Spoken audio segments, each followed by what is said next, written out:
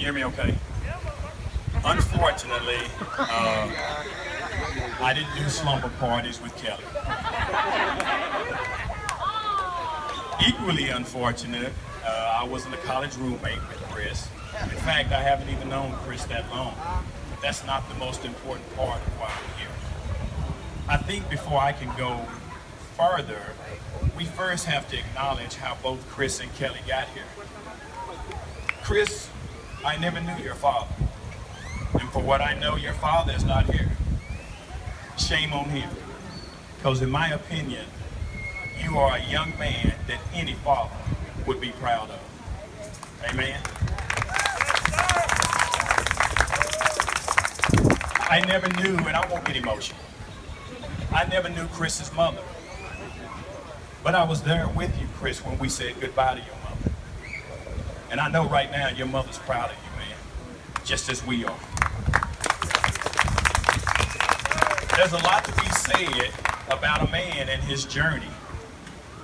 And when I first met Chris, I really didn't know anything about him, and I know that Mr. and Mrs. Kelso and I bumped into each other at a Thunder's basketball game, and we were all wondering who was this guy that Kelly was dating.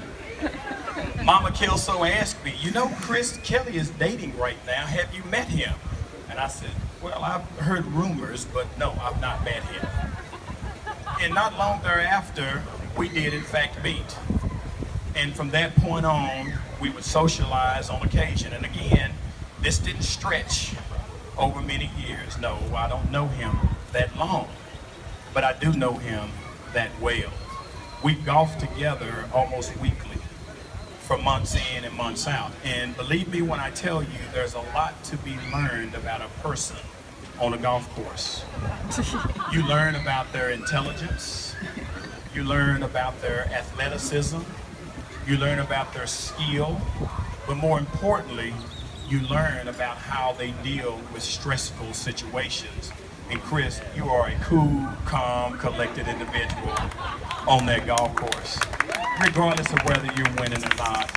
And I am so proud to know you, man, and be included in your circle of friends. And every single person that I've met that says they are here by way of Chris Clark are all infected with that same personality. Everybody's cool, everybody's calm, everybody has humility. Isn't that right, David?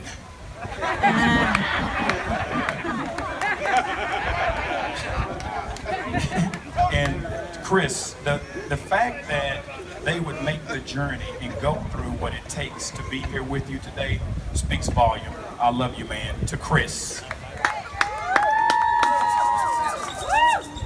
And of course, I gotta save Kelly for last. Kelly has always had a special place in my heart from the time we met some 7.5 years ago. We've been through some very trying times. We've seen each other through some very trying times. And it didn't take a 30-year relationship to do that. Many of us here present today know that a lot of the solid relationships we have are not long in developing. They can in fact develop overnight. Some of us have met people here today that we've established a connection with. And we're going to continue to connect with each other moving forward via Facebook. But before I get further with Kelly, I want to recognize Mr. and Mrs. Kelso. Both of you should be absolutely proud of this young lady right here. You have one hell of a daughter, and we have you to thank for that. I have been present on many occasions when Kelly has talked me off the ledge from making impulse decisions or doing impulse things, and the basis of which she would use would be, I often think, what would my dad say? What would my mom say or do? And because of you, she is the young lady that she is sitting present here today, and I'm thankful for that, Kelly. When Kelly and I first met, she came, as you've heard some say before, she was a college student. I always called her a little debutante.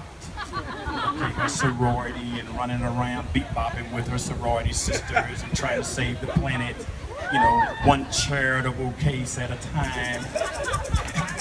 And you know, what's been very interesting is to watch her develop over these last 8 years. I've watched her evolve as an attorney. I've watched her evolve as a business partner. But the only thing that has not evolved with Kelly is the quality of her character. She has been the same quality individual from day one, and I love you for that, Kelly. I love you for that. And I'm gonna close with this, and I want each and every one of you, because all of us are here by way of a passport. When you get the opportunity, whether it be tonight, or whether it be tomorrow, or the next day, whenever you make your journey back home, look at your passport, flip it over, there are quotes inside. And I want to modify one of those quotes only but a little bit. My ending statement would simply be this: may God continue to bless the unity that you two guys have. May God continue to bless that unity, or unite that unity, should I say, just as the railroad unite two great oceans of our nation. Thank you. I love you both.